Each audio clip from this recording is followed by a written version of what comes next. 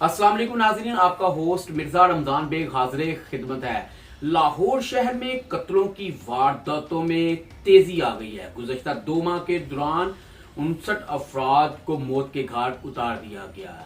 लाहौर शहर में एक तेजी देखने में नजर आ रही है और इसमें देखा गया है कि सदर डिवीजन में कत्ल के मामले में सबसे पहले नंबर पे है और दरीना दुश्मनी, दरीना रंजिश, घरेलू नाचाकी पर ये खवातीन समेत 59 अफराद को कत्ल कर दिया गया।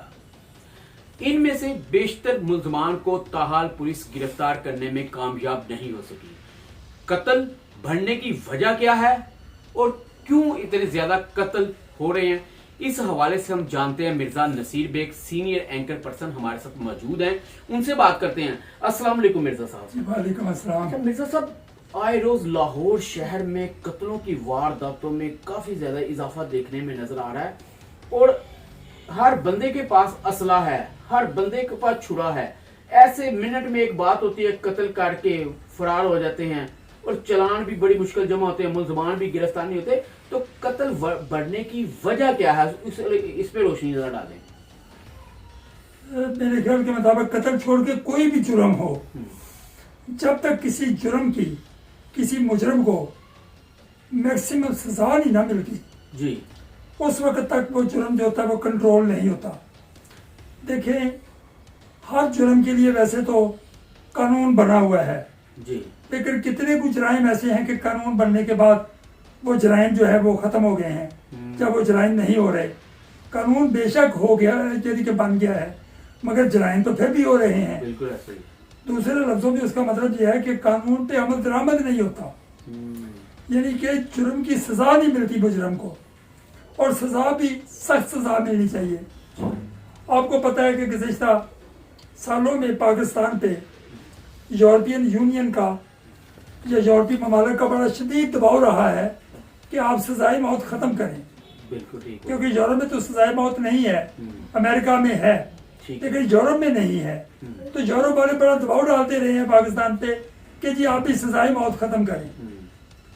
अगरचे पाकिस्तान में सजाए मौत को ख़त्म तो नहीं किया गया, लेकिन कई सालों से यहाँ पर सजाए मौत पे जो अमल दरामद है वो नहीं हो रहा, वो रोका हुआ है। अब आप मुझे ये बात बताएं कि एक फैमिली जिनका एक बंदा कत्ल हो गया, अच्छा ये जो जराइम है, जब जुर्म करने वाला जो मकतूल होता है उसके भाई भी होते हैं, बेटे भी होते हैं, चचे भी होते हैं, मामू भी होते हैं, रिश्तेदार तो उसके होते हैं ना। अब पहले तो वो पुलिस की तरफ और अदालत की तरफ से देखते हैं कि जो मुजरम है वो पकड़ा गया है, उसका केस चल रहा है, और जब उनको ये मालूम होता है कि मुजरम को सजाए मौत का हुक्म सुना दिया गया अदालत की तरफ से, तो बड़ी हद तक वो लोग मुतमिन हो जाते हैं।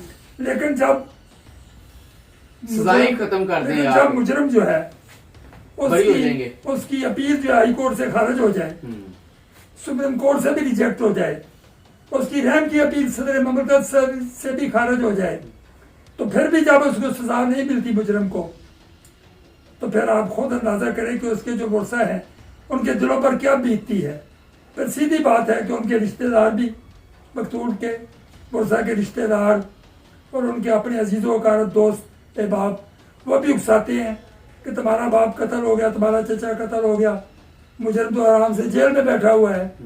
हाँ, आप बताएं कि आपने क्या कर लिया। वो फिर क्या करते हैं उसके वर्सा, वो बाज़ औक़ात समझते हैं कि कानून ने तो हमें इंसाफ नहीं देना। वो खुद फिर इंसाफ हासिल करने के लिए हथियार उठा लेते हैं। अब हमारे मुआशरे में असला तो आम अवेलेबल है। असल में ये बात, असला बहुत ज्यादा आम मिल रहा है जहाँ से मर्जी, और फिर जाहिर है कत्लों की वारदात तो बढ़नी है। देखिए, मैं इस बात को मानता हूँ कि आजकल इलाका गैर नहीं है जी। पहले तो इलाका गैर था कि बंदा जाता था वहाँ आसानी के साथ असला लेके आ जाता था। अब इलाका गैर को अगरचे हुकूमत पाकिस्तान की जुरिस्डिक्शन में शामिल कर दिया गया है, मगर अगर आप ये कि वहाँ जो असले की फैक्ट्रियाँ लगी हुई हैं वो तो आज भी चल रही हैं। ज़्यादा से ज़्यादा यही है ना कि पहले वहाँ से जो असला होता था, वो एक मिसाल है कि 5,000 रुपये का वेपन मिलता था, اب زیادہ سے زیادہ 7,000 روپے کا ملتا ہوگا، لیکن ملتا تو اب بھی ہے وہاں سے، ٹھیک ہو گیا. تو آسانی کے ساتھ وہاں سے اسلحہ مل جاتا ہے. اگر اب تو یہاں پہ جب دھامی باغ کے علاقے سے اسلحہ آپ کو مل جاتا ہے، شاہد باغ کے علاقے سے، لاہور کے کئی علاقے ہیں جہاں سے آسانی کے ساتھ اسلحہ مل سکتا اسلحہ ہے. مل نامی سکتا روڈ ہے. ہے، شویکاباد اور ہے، کئی ہمارے، شاہدرہ ہے. میں سارے اسلحہ ڈیلرز کو تو نہیں کہوں گا، لیکن کچھ اسلحہ ڈیلرز بھی ایسے ہیں کہ زیادہ پیسے لے کے آپ کو اسلحہ دے دیتے ہیں وہ. تو جب آپ کو اسلحہ بھی اویلیبل ہو گیا اور لوگ اکسانے والے بھی عام ہیں، بالکل ایسے ہی. تو پھر وہ قتل نہیں کریں گے تو اور کیا کریں گے؟ وہ قاتل جو جیل میں آرام سے بیٹھا ہوا ہے وہ اس کے کسی بیٹے کو، بھائی کو قتل کر دیں گے. تو اس طریقے سے یہ دشمنی کی جو سیریل ہے یہ تو پھر چلتی ہی رہتی ہے. سارے لیکن لیکن میں یہ کہوں گا کہ اگر مجرم کو سزائے موت ہو جاتی تو پھر میں یہ یقیناً کہوں گا کہ وہ جو مقتول ہوتا ہے اس کے برسا کو صبر آ جاتا ہے. اچھا صاحب، لیکن جن کے لگتے جگر قتل ہو چکے ہوئے ہیں، جن کے بھائی بہن شوہر قتل ہو چکے ہیں، یہ دیکھیں نا کہ عام بندہ جو ہے اس کے پاس بھی اسلحہ ہے اور بڑی آسانی سے قتل کر دیتا ہے، سزائیں بھی نہیں ملتی. تو مجھے یہ بتائیں پھر انصاف کہاں سے یہ لوگ ہیں؟ میں نے تو پہلے بات یہ کی ہے کہ یہ جرائم کسی بھی طرح کے، قتل ہو یا کوئی بھی جرم ہے، یہ بڑھتے ہی صرف اس وقت ہے جس وقت آپ کو جرم کی سزا نہیں ملتی. تو مجرموں کے حوصلے اور بڑھ جاتے ہیں، ان کو دیکھ کے دوسرے لوگوں کے حوصلے بھی بڑھ جاتے ہیں. پہلے یہ بھی بڑھا ہوا ہے کہ یہ جو غیرت کے نام پہ جو قتل تھے یہ بہت بڑے تھے. جی.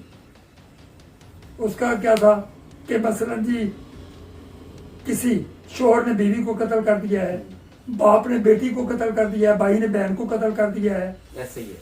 تو ہوتا کیا تھا کہ آرام سے جس وقت چالان عدالت میں پیش ہوتا تھا نا، تو آرام سے وہ جو ملزم ہوتا تھا اس کے برسا سارے مل کے جاتے تھے کورٹ میں کہ جی ہم نے معاف کر دیا. تو وہ قصاص اور دیت جو آرڈیننس تھا اس کی بنیاد پہ ملزم بری ہو جاتا تھا. ہمارے معاشرے میں قصاص اور دیت آرڈیننس کو ایک حساب سے لوگوں نے لائسنس ٹو کل سمجھ لیا تھا کہ مثلا قتل کرو، اس کے بعد عدالت میں جا کے مرسا جا کے سارے معاف کر دیں. تو آرام سے یعنی کہ ملزم جو ہے وہ رہا ہو کے آ جاتا تھا. ان کو دیکھ کے دوسرے لوگوں کو بھی حوصلہ ہوتا تھا پھر قتل و غارت کرنے کا.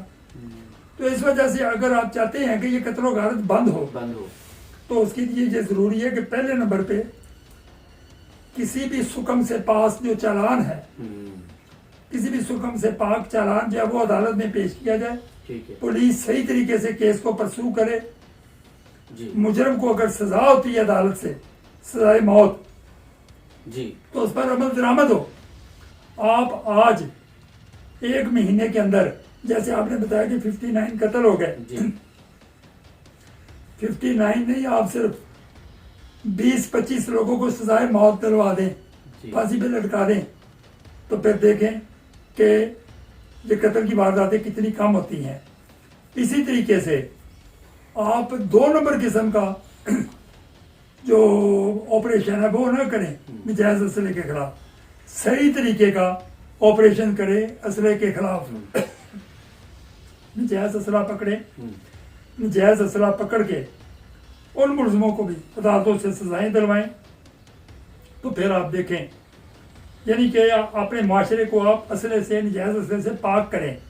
تو پھر آپ دیکھیں کہ یہ نہ صرف قتل کی وارداتیں بلکہ دوسری وارداتیں بھی کتنی کم ہوتی ہیں. جی مرزا صاحب نے باقاعدہ طور پہ اس پہ تفصیلی روشنی بھی ڈالی ہے کہ ایک اسلحہ جو ہے اس کے خلاف ٹھیک طریقے سے کریک ڈاؤن کیا جائے اور وہ اسلحہ کے جو ملزمان ان کو سزائیں دلوائی جائیں. اسی طرح جو قتل کرنے والے ملزمان ہیں ان کے بھی چالان اچھے طریقے سے عدالتوں میں بھجوائے جائیں، اس کو صحیح طرح سے پرسو کیا جائے تو ان کو بھی سزائیں ملیں گی.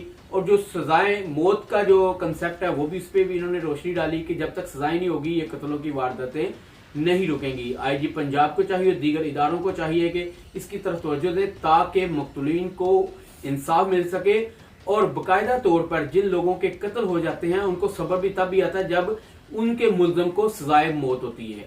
آج کا ٹاپک آپ کو یقیناً پسند آیا ہوگا. ہمارے چینل کو سبسکرائب کیجیے گا، لائک کیجیے گا. آپ کے فیڈ بیک کا ہمیشہ سے میں انتظار رہتا ہے. اپنے میزبان مرزا رمضان بے کو اجازت دیجیے. اللہ حافظ.